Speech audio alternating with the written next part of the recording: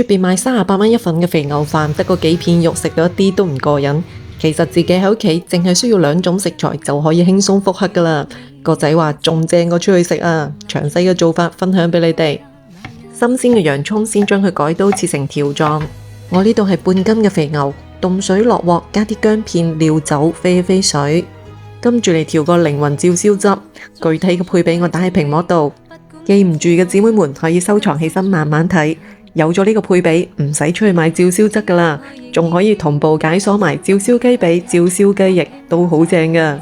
鑊到油熱，倒入啲洋蔥，多啲都唔怕嘅，索咗味嘅洋蔥都好正噶。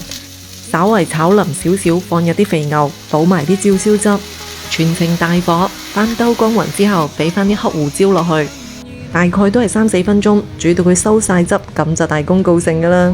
尤其係屋企有小朋友嘅姊妹們，強烈推薦你哋試下，真係簡單得嚟又超級好味，分分鐘食到連飯渣都冇得剩啊！